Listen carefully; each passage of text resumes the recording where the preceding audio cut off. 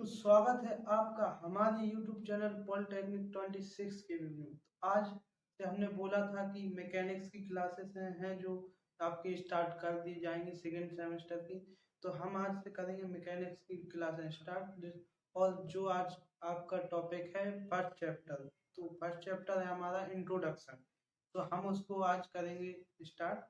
और आज बढ़िया तरीके से चैप्टर को आप लोग समझेंगे और उसको नोट करते चलेंगे। फेयर बना लीजिएगा, क्योंकि मैं जो अपने नोट्स से पढ़ाता हूँ, ठीक है ना।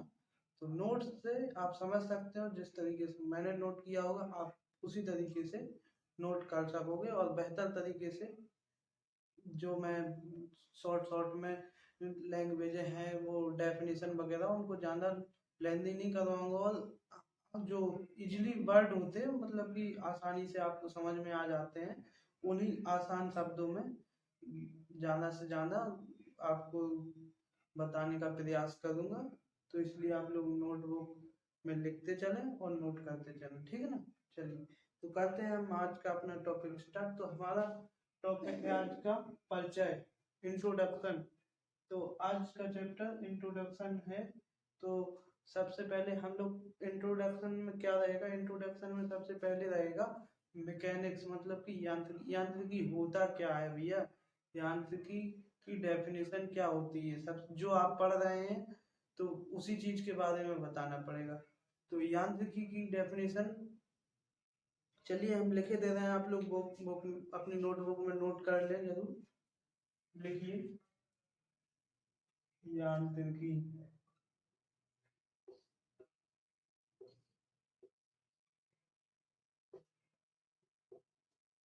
तो लिखिए विज्ञान की वह शाखा,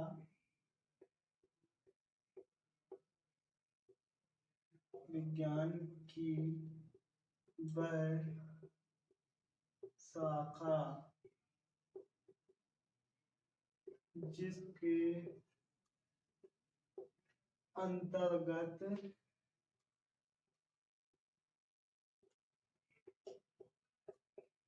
जिसके अंतर्गत वस्तुओं जिसके अंतर्गत विज्ञान की वह शाखा जिसके अंतर्गत वस्तुओं पर लगने वाले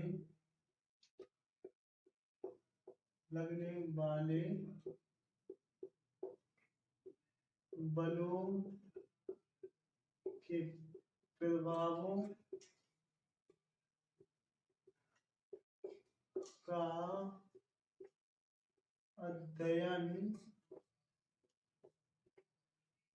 विराम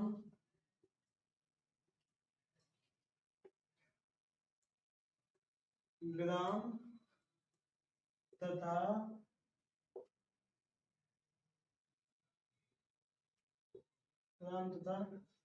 गतिमान अवस्था में किया जाता हो, क्या कहलाता है, यांत्रिकी कहलाता है।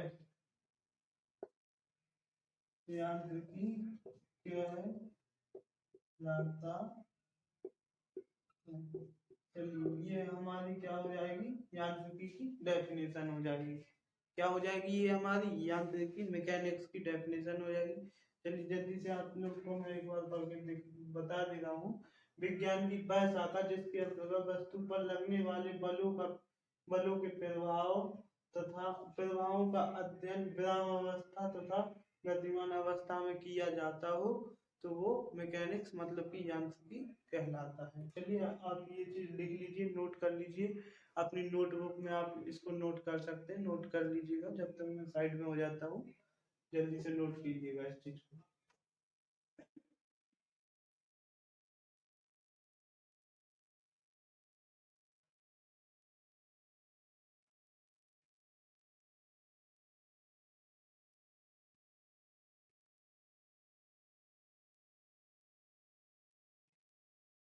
चलिए आपने कर लिया होगा नोट, तो अब हम दूसरी चीज देखेंगे।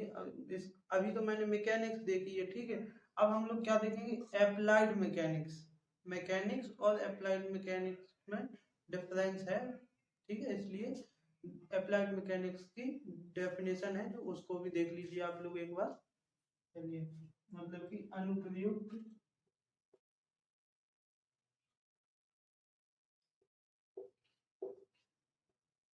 यांत्रिकी।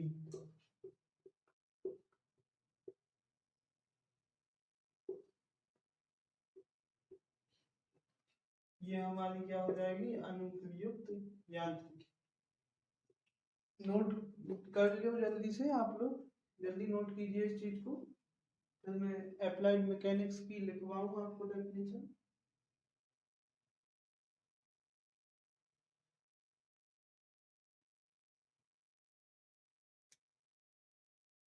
चलिए लिखवाते हैं इसकी डेफिनेशन। तो लिखिए सभी लोग, इसके अंतर्गत, इसके अंतर्गत, अंतर्गत,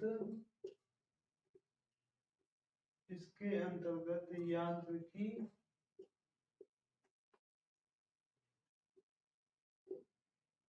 इसके अंतर्गत यांत्रिकी के नियमों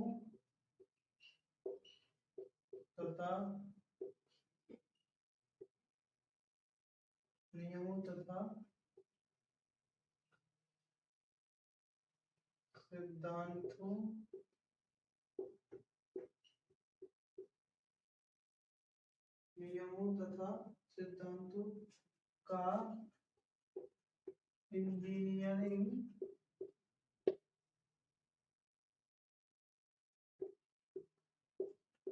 इंजीनियरिंग समस्याओं इंजीनियरिंग समस्याओं को इंजीनियरिंग समस्याओं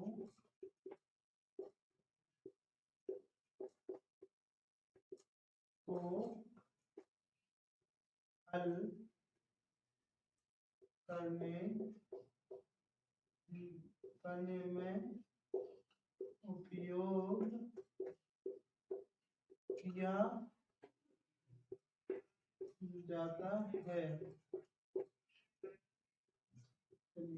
देख लीजिए आप लोग डेफिनेशन, एक बार आपको पढ़ के भी बता देता हूँ। इस अनुप्रयुक्त यांत्रिकी की डेफिनेशन क्या होगी हमारी, इसके अंतर्गत यांत्रिकी के नियमों सिद्धांतों का इंजीनियरिंग समस्याओं को हल करने में उपयोग किया जाता है। क्या कहलाता है, अनुप्रयुक्त यांत्रिकी कहलाता है। ठीक है, इतना आपको क्लियर हुआ। ये चीज एक बात मैं बता रहा हूँ, आप एक बार वीडियो के माध्यम से पढ़ लीजिए एक बार, फिर आपको याद करने की जरूरत नहीं पड़ेगी। जो मैं बता रहा हूँ बस उसको ध्यान से पढ़ लीजिएगा, क्योंकि लैंग्वेज मैं अपने अपने मन से दे रहा हूँ, ना कि बुक से देख के दे रहा हूँ आपको।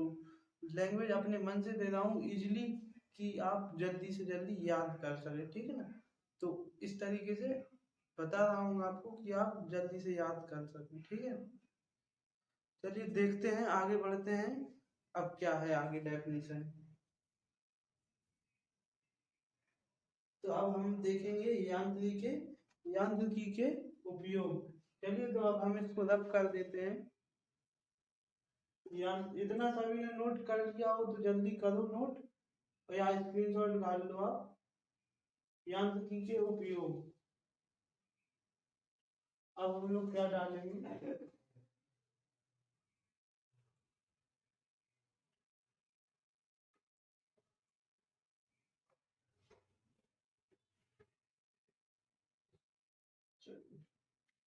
हमारा क्या होगा, यांत्रिकी के उपयोग।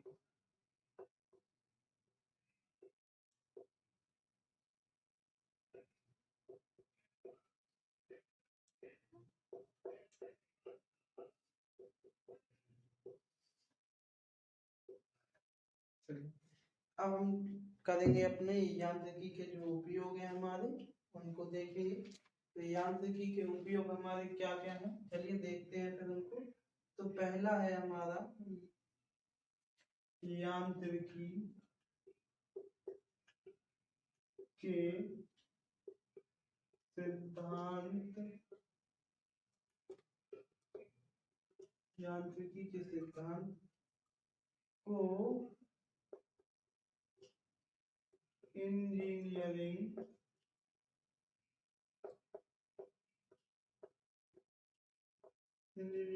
के समस्याओं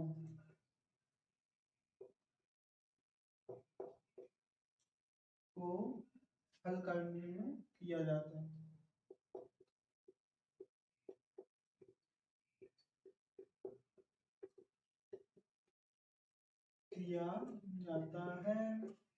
ठीक है, ये एक चीज एक हो गया आपका।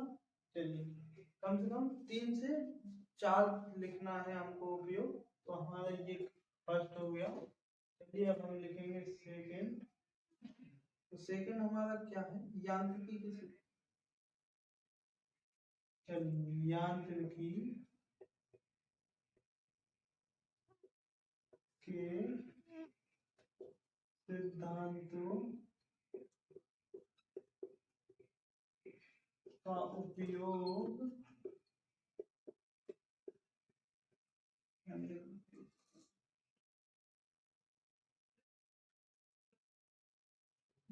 ढांचा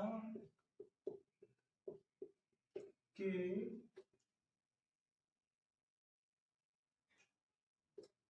सामर्थ्य तथा मशीन अभिकल्पन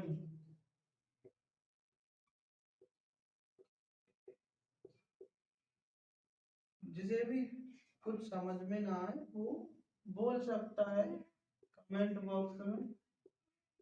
जो चीज में दिक्कत हो रही है वो बता सकता है, ठीक है ना।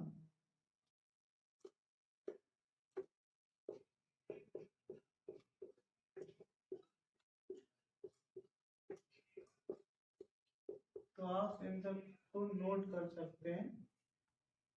फर्स्ट हो गया यांत्रिकी के सिद्धांतों को इंजीनियरिंग समस्याओं को हल करने में किया जाता है इसका उपयोग। ठीक है, सेकंड यांत्रिकी के सिद्धांतों का उपयोग ढांचा के सामर्थ्य तथा मशीन अभिकल्पन आदि में प्रयोग किया जाता है। चलिए तीसरा लिखते हैं हम अपने। तो तीसरा क्या होगा हमारा, चलिए लिखते हैं।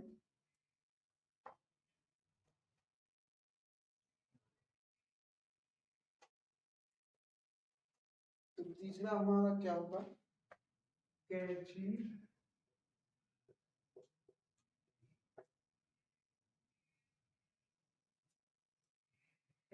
फ्रेम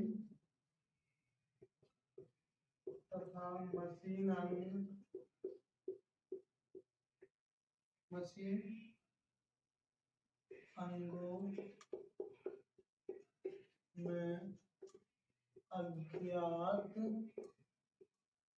अंगों में अज्ञात उत्पन्न बलों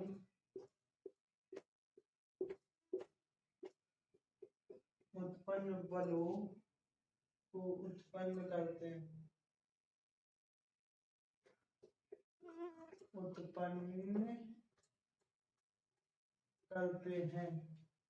देखिए इससे भी आपके एग्जाम में 5 नंबर का क्वेश्चन बन जाता है।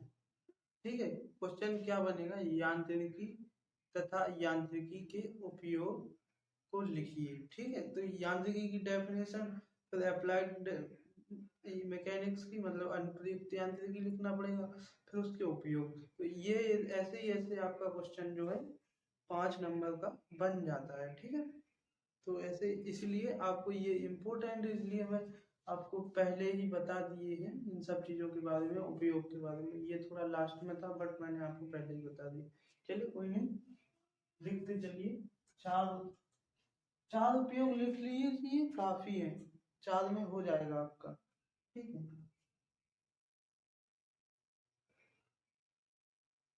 चलिए यांत्रिकी का उपयोग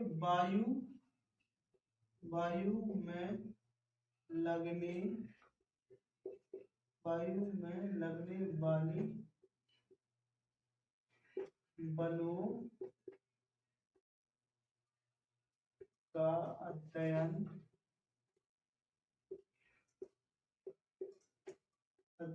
वायु में लगने वाले बलों का अध्ययन करने में यांत्रिकी का उपयोग करते हैं। ठीक है,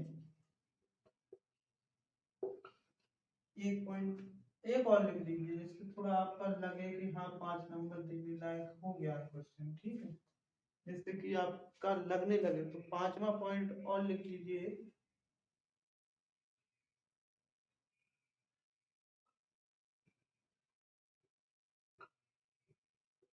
दृढ़ पिंड पर लगने वाले बल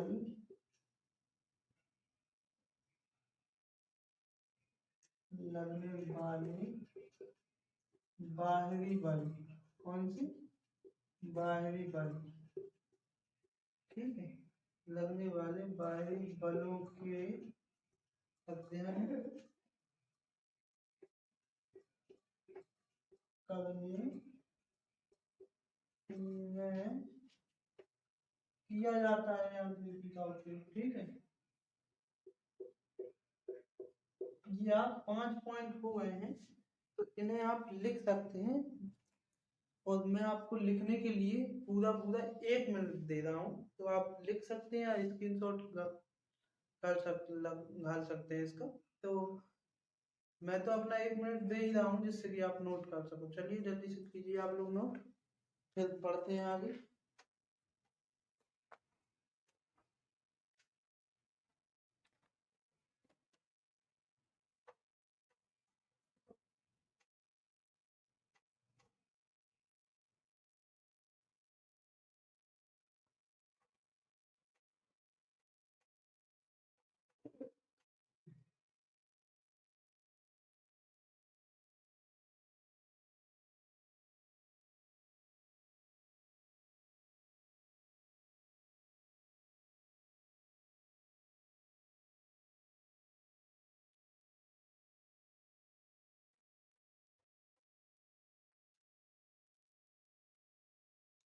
चलिए, तो आप लोगों ने आशा करते हैं नोट कर लिया होगा। ठीक, तो जिसने ना किया तो आप स्क्रीनशॉट कर डाल सकता है वो, क्योंकि अब देखो ज़्यादा टाइम खराब होगा, सही बात नहीं है, वीडियो काफ़ी लंबा हो जाएगा, इसलिए मैं अब इतना किए दे रहा हूँ ये।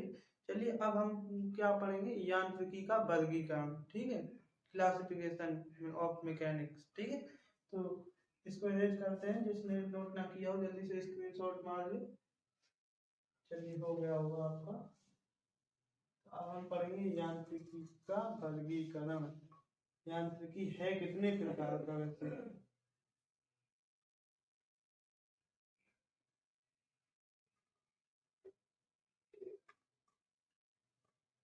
चलिए, तो यांत्रिकी का वर्गीकरण देख लो एक बार आप। तो इसको तो क्लासिफिकेशन करना है। यांत्रिकी,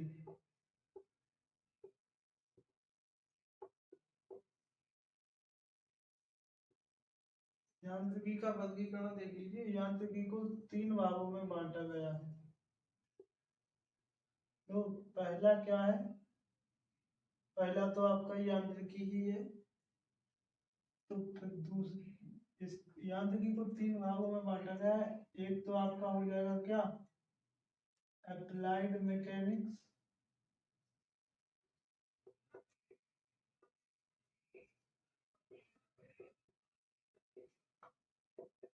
ठीक है, इसको बोल सकते हैं हिंदी में हम अनुप्रयुक्त यांत्रिकी। यांत्रिकी एक हमारा हो जाएगा सोम, बताए थे अभी हम आपको। तो इसको हम बोल सकते हैं क्या, strength of material.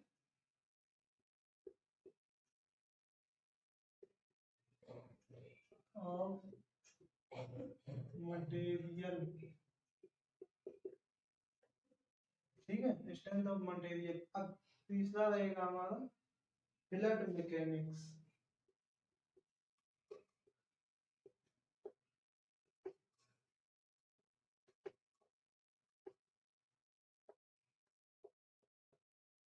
Flood mechanics, इसको हम बोल सकते हैं क्या, देखो, हाई हाइड्रोलिक यांत्रिकी, हाइड्रोलिक यांत्रिकी।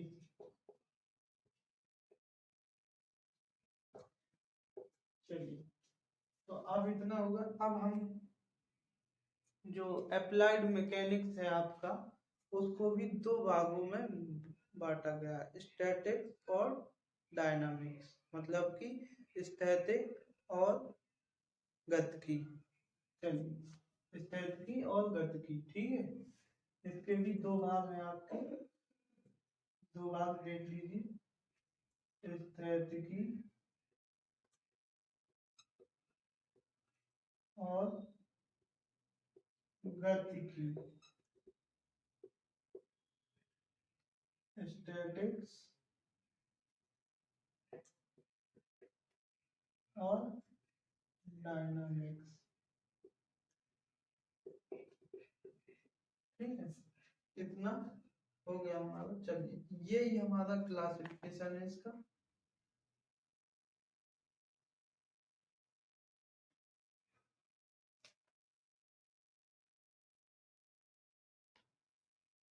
तो यही हमारा क्या है, क्लासिफिकेशन है इसका।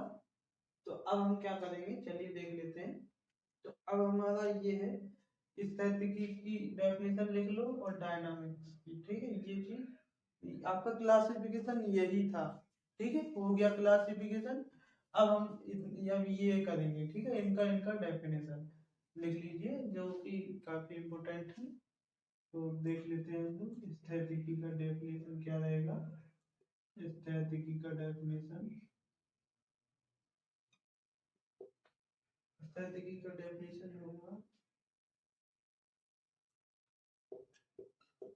यांत्रिकी की वह शाखा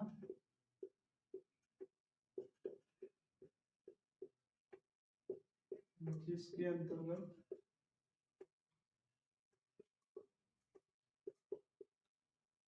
जिसके अंतर्गत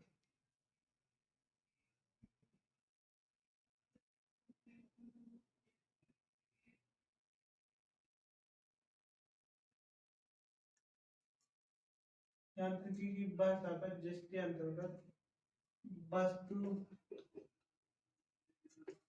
पर लगने वाले बलों तथा उसके प्रभावों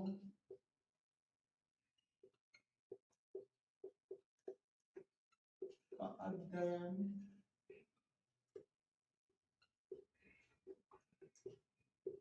विराम अवस्था में करते हैं, तो स्थैतिकी कहलाता है।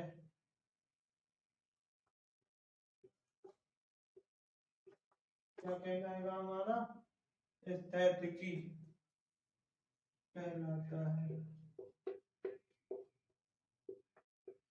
ठीक है। चलिए, स्थैतिकी की एक बार आप डेफिनेशन देख सकते हैं आप लोग। स्थैतिकी क्या हुआ, यांत्रिकी की वह शाखा जिसके अंतर्गत, यांत्रिकी की वह शाखा जिसके अंतर्गत वस्तु पर लगाने जो बल लगा रहे हैं, उसके बलों का जो प्रभाव है उनका अध्ययन करने के लिए, उस अध्ययन करने के लिए विराम अवस्था में होना चाहिए। समझ रहे हो, आप डेफिनेशन के माध्यम से पढ़ के सुना देते हैं, आपको अच्छे से समझ में आ जाएगा। यांत्रिकी की वह शाखा जिसके अंतर्गत वस्तु पर लगने वाले बलों तथा उसके प्रभावों का अध्ययन, जो बल के बल और उनके प्रभावों का अध्ययन है, उनको विराम अवस्था में किया जाता है, अगर उसका अध्ययन बलों का और उनके प्रभावों का तो जो है वो स्थैतिकी कहलाता है। ठीक है, सीधा सीधा आप याद कर लो, बस कोई वस्तु है और उसके उस पर बल लगा रहा है, और बल के जो प्रभाव है तो बल का अध्ययन करेंगे हम, उनके प्रभाव का, उन बल का और प्रभाव का अध्ययन विराम अवस्था में हो रहा है तो क्या कहलाएगा हमारा, स्थैतिकी कहलाएगा। ठीक है, तो अब हम लोग गतिकी देख लेते हैं। ठीक है, डायनामिक्स, गतिकी देख लो एक बार।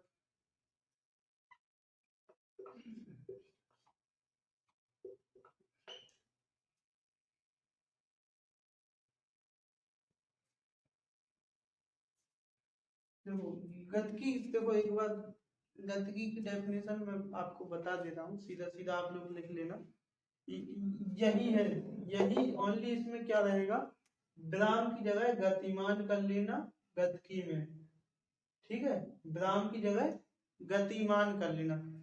वस्तु पर लगने वाले बलों तथा प्रभावों का अध्ययन गतिमान अवस्था में किया जाता है तो वह गतिकी कहलाता है। ठीक है, इतना होगा तो इतने में हमारा गतिकी निपट जाएगा। तो सीधा सीधा लिखे दे रहे हैं, बलों तथा प्रभावों,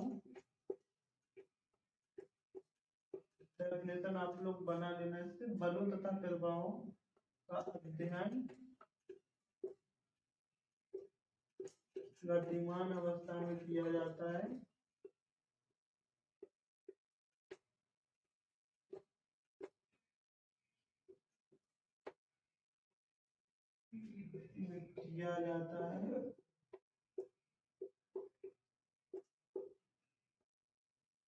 गतिमान अवस्था में किया जाता है, क्या कहलाएगा, गतिकी, गतिकी कहलाता है।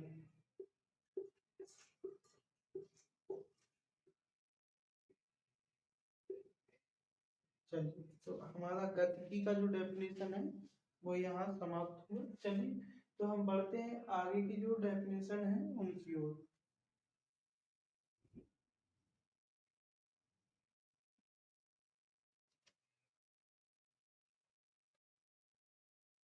और ये आपका जो गतिकी का वाला अप्लाइड मैकेनिक्स का पार्ट है जो आपका, तो ये स्थैतिकी और गतिकी में दो भागों में बांटा गया है। तो इसके गतिकी के भी देखो फ्रेंड्स दो भाग होते हैं, बताना भूल गए, सॉरी इसके लिए।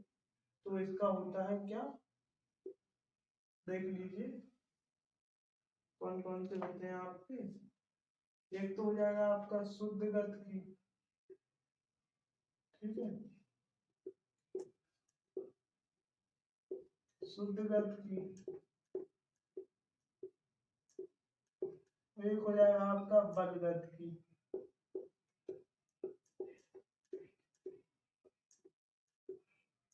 ठीक है, एक हो जाएगा आपका शुद्ध गतिकी, एक हो जाएगा बल गतिकी। ये लिख लीजिए आप लोग, ये आप लिख लीजिए ये चीज। चलिए, तो हम आगे बढ़ते हैं अपने, और इन ये स्टैटिक्स और डायनामिक्स हो गया हमारा, मतलब कि स्थैतिकी और गतिकी हो गया है। अब हम इनकी डेफिनेशन लिखेंगे, शुद्ध गतिकी और बल गतिकी। तो इतना हो गया है, तो हम इसको इरेज किए दे रहे हैं, जल्दी से स्क्रीनशॉट या इसको नोट कर लें आप लोग। चलिए, तो हम इसको इरेज कर रहे हैं अब।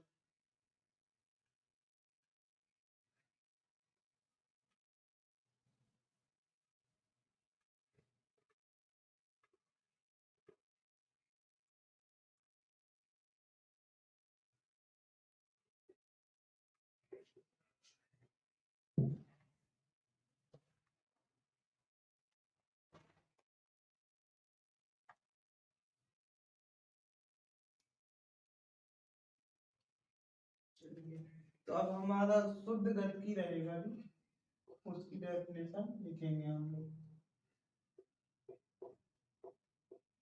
तो शुद्ध गतिकी देख लीजिए आप लोग क्या होता है हमारा।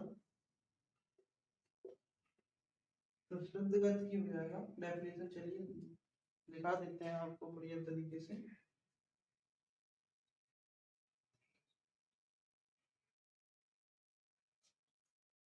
जब हम किसी वस्तु पर बल लगाते हैं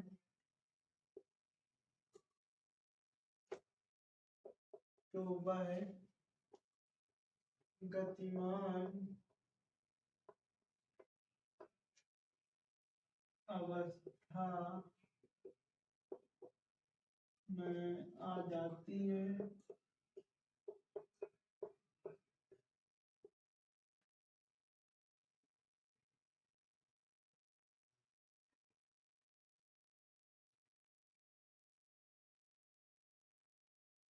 यह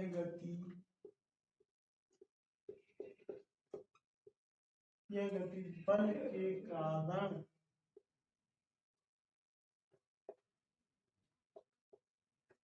उत्पन्न हुई है।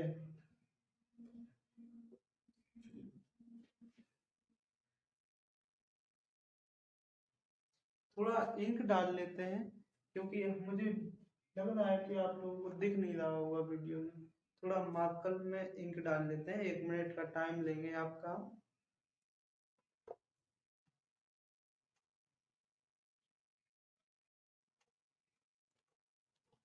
चलिए, तो अब आपको ये थोड़ा दिख नहीं रहा होगा अच्छे से, तो हम इसको बोल देते हैं एक बार, जिससे कि आप लोग को समझ में भी आया। नोट कर सुनिए। जब हम किसी वस्तु पर बल लगाते हैं तो वह गतिमान अवस्था में आ जाती है। यह गति बल के कारण उत्पन्न होती है। जब हम किसी चीज पे बल लगाएंगे तो वो गतिमान अवस्था में जाएगी। थोड़ा खिसके, जैसे कोई कुछ यहाँ कुछ, जैसे ये मार्कर रखा है हमने, ये रखा है ऐसा, ठीक है। मैं देखना, आप ये रखा है मार्कर। अब हम इसमें बल लगाएंगे तो देखो, ये यहाँ से यहाँ खिसका, ये गति हुई यहाँ से यहाँ तक, तो ये क्या हुई, गति हुई। तो अब देखिए, इसमें जब हम किसी वस्तु पर बल लगाते हैं तो वह गतिमान अवस्था में आ जाती है। यह गति बल के कारण, तो बल के कारण हुई ये गति हमारी उत्पन्न, ठीक है। तो यह गति बल के कारण उत्पन्न होती है। तो हम उस बल का अध्ययन नहीं करते हैं। इसकी डेफिनेशन हम आपको समझा देंगे एक बार। नहीं करते हैं, इसे हम शुद्ध गति कहते हैं।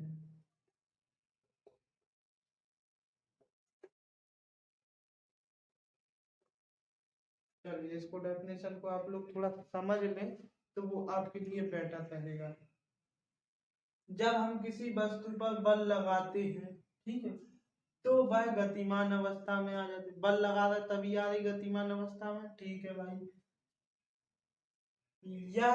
यह गति बल के कारण उत्पन्न हुई। हमने बल लगाया तभी, निश्चित बात है बिल्कुल कि जब हम बल लगाएंगे तभी हमारी गति उत्पन्न होगी, ठीक है, इतना होगा। तो हम बल का अध्ययन नहीं करते हैं, तो उस बल का अध्ययन नहीं करते हैं। जब हमने, देखो, ये ये ये रखी कोई वस्तु, इस पे हमने बल लगाया तो ये गतिमान अवस्था में, यहाँ से गतिमान अवस्था में प्रारंभ हुई इसकी, तो यहाँ आई ये। तो इसमें यहाँ से यहाँ तक की ये क्या हो, गति हुई इसमें। तो इस गति में जो हमारा बल लगा, बल फोर्स, तो इसका हम क्या नहीं करेंगे, अध्ययन नहीं करेंगे। तो ये क्या कहलाएगा, हमारा शुद्ध गति। यहाँ से यहाँ तक पहुंचने में जो हमारी गति हुई, उसमें जो हमने बल लगाया, फिर क्योंकि गति तो तभी होगी जब बल लगाएंगे, तो बल लगाया तो उस बल का अध्ययन नहीं करेंगे, ठीक है। तो हमारा क्या कहलाएगा, शुद्ध गति कहलाएगा हमारा, ठीक है। अब हम लोग देख लेते हैं बल गति।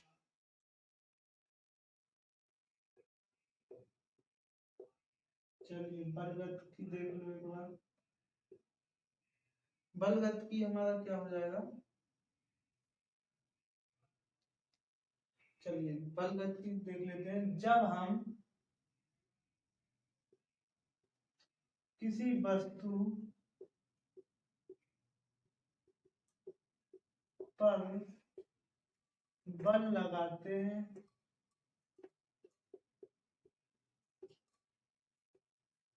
तो वह गतिमान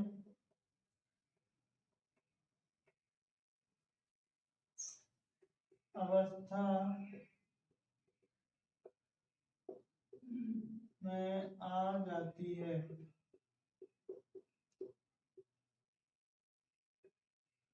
यह गति बल के कारण उत्पन्न होती है। ठीक है, ये चीज तो इतना तो इसमें भी था, सेम वही रहेगा। कारण उत्पन्न होती है तो हम उस बल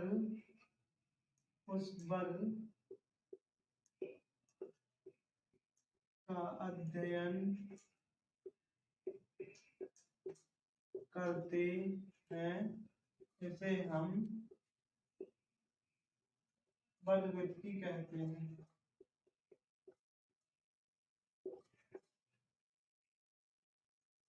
चलिए इसको भी समझ लो, इस डेफिनेशन। जब हम किसी वस्तु पर बल लगाएंगे, ठीक है भाई, ये वस्तु है, हमने इस पे बल लगाया, कहाँ, यहाँ पहुंच गई, इन दोनों के बीच कुछ गति हुई होगी, गति हुई, तो देख लो, जब हम किसी वस्तु पर बल लगाते हैं तो वह गतिमान अवस्था में आ जाती है। हमने जो बल लगाया, गतिमान अवस्था में आ गई वस्तु, ये गतिमान अवस्था में आ गई। यह गति बल के कारण उत्पन्न, देखो अगर हम बल अब नहीं लगा रहे, अब क्यों नहीं हो रही है गतिमान अवस्था में, बताओ क्यों नहीं हो रही है गतिमान अवस्था में, रखी है देखो, कोई तो नहीं चली, वो यहीं की यहीं रखी, तो इसका मतलब ये है हमने यहाँ से बल लगाया तभी ये गतिमान अवस्था में आई, इतना कंफर्म। इसके बाद जो इस पर बल लगाया उस बल का हम अध्ययन करेंगे, मतलब अध्ययन मतलब पढ़ेंगे उस बल को, या कुछ उसके बारे में अध्ययन करेंगे, पढ़ेंगे, तो वही हमारा कहलाता है अध्ययन, तो उसके बारे में पढ़ेंगे, वही हमारा बलगति कहलाता है। ठीक है, तो ये चीज आपको आशा करते हैं बढ़िया तरीके से समझ में आ गई होगी। चलिए तो बढ़ते हैं आगे की ओर। आगे की डेफिनेशन क्या है हमारी, आगे की डेफिनेशन है हमारी दृढ़ पिंड। देख लो एक बार आप लोग, दृढ़ पिंड देख लो एक बार, दृढ़ पिंड की डेफिनेशन समझा देते हैं आप।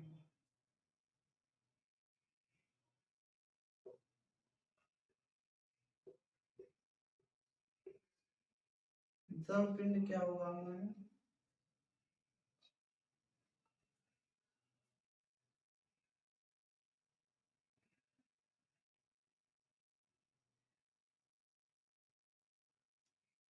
चलिए, ऐसी कोई वस्तु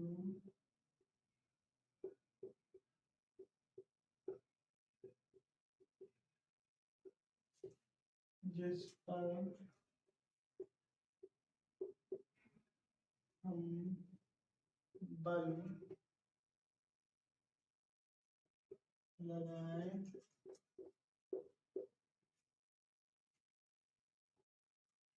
उस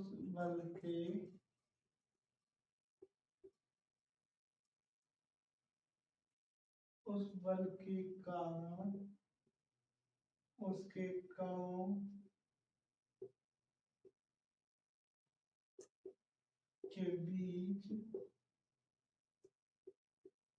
कोई सापेक्ष गति ना हो तो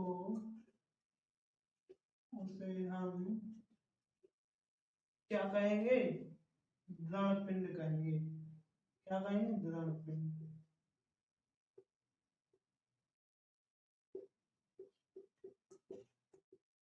चलिए दृढ़ पिंड को एक बार देख लो। दृढ़ पिंड हमारा क्या हुआ, ऐसी कोई वस्तु जिस पर हम बल लगाएं उस बल के कारण, जैसे किसी वस्तु पर हम बल लगा रहे हैं तो उस बल के कारण उसके जो, उस बल के कारण देखो, ये वस्तु है हमारी, ठीक है, ये हमारी वस्तु हो गई, ठीक है। अब उस पे हमने बल लगाया, चलिए ये हमने बल लगा दिया, ठीक है।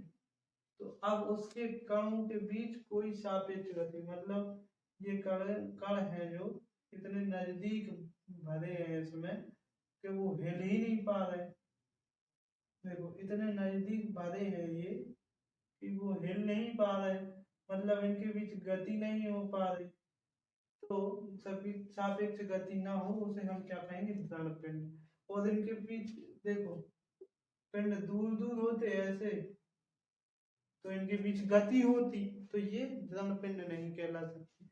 दृढ़ पिंड ये कहलाएंगे जो इनमें कण बिल्कुल पास पास हो और ये जो इनमें गति भी ना हो सके, ठीक है।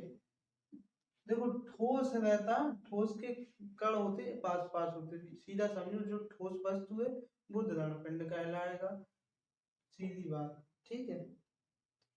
तो अब हम पढ़ेंगे क्या, बल। बल की डेफिनेशन और देख लो एक बार।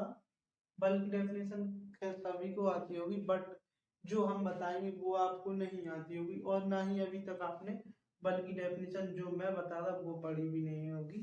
चलिए आज देख लीजिए आप मैकेनिक्स के लिए बल की डेफिनेशन जो आप पढ़ते हैं वो फिजिक्स में यूज होती है।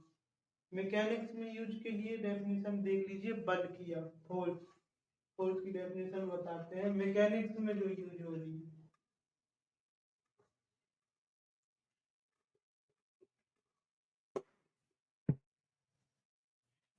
चलिए बल,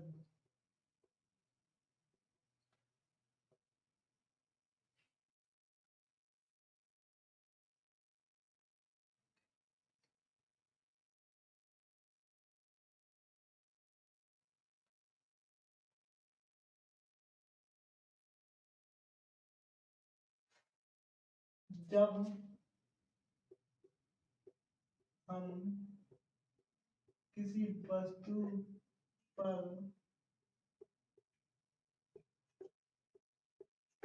बल लगाते हैं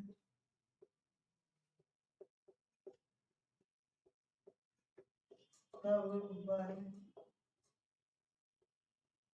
तब वह वस्तु कुछ विस्थापित होती है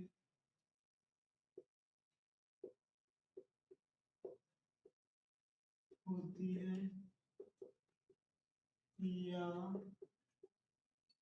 कुछ दूरी तय करती है,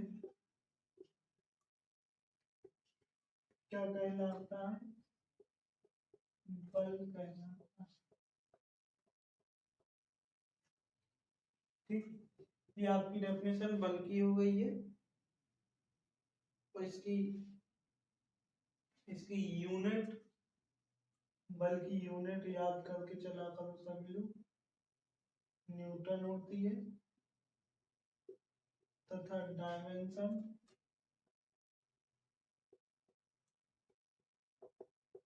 डायमेंशन इसकी क्या होती है, डायमेंशन निकालिए, सूत्र से निकाल सकते हैं, F बराबर m इंटू ए। तो F बराबर m इंटू ए, मतलब कि m द्रव्यमान का m का m ही रहेगा, L T minus two, M L T minus two हो जाएगी एफ की, ठीक है। एफ की हो जाएगी आपकी M L T minus two, और ये ब्रैकेट आपकी ये बंद हो जाएगी। ये ब्रैकेट लगाना जरूरी रहता है जब डायमेंशन लिखते हैं। बल का देखो यूनिट, सूत्र और डायमेंशन, ये तीनों चीजें आपको आनी चाहिए, जरूरी भी है। अब देख लेंगे हम लोग क्या, बलों के लक्षण। ये चीज जल्दी से नोट करो क्योंकि मैं इरेज कर रहा हूँ, क्या कर रहा हूँ, इरेज कर रहा हूँ, ठीक है ना। चलिए तो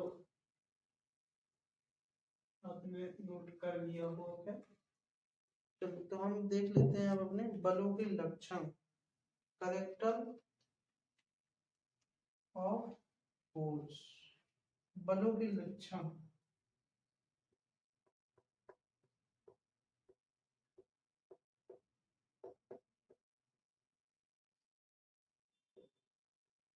तो देखो आज की वीडियो में हम यही तक रखते हैं। खैर ओनली बल के लक्षण बता देते हैं, पर उनका जो क्लासिफिकेशन करेंगे, वर्गीकरण बलों के लक्षणों का, डेफिनेशन, सूत्र वगैरह, वो नेक्स्ट पार्ट में करेंगे। ठीक है, आज का नहीं तो वीडियो लॉन्ग होता जा रहा है, तो आप लोगों को भी देखने में प्रॉब्लम होता है लॉन्ग वीडियो, क्योंकि पढ़ने की चीजें होती हैं वो तो आप देखते नहीं हो। वही आपका कोई गेम हो, कोई मूवी हो, कोई वेब सीरीज हो, वो आप 3 घंटे देख सकते हो, पढ़ने की चीज नहीं देख सकते हो। तो आपका ये वीडियो यही समाप्त कर देंगे हम। ओनली इसके 4 लक्षण हैं वो लिखवाए दे रहे हैं, फिर इनका लक्षणों का क्लासिफिकेशन है जो नेक्स्ट पार्ट में करेंगे हम। ठीक है, चलिए तो लक्षण कौन कौन से हैं देख लीजिए। फर्स्ट हो जाएगा हमारा क्या, परिमाण। सेकंड क्या हो जाएगा, क्रिया बिंदु।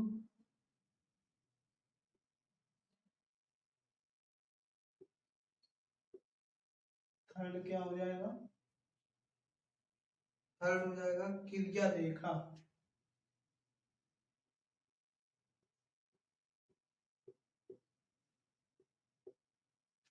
और क्या हो जाएगा, फोर्थ हो जाएगा डायरेक्शन, मतलब कि दिशा।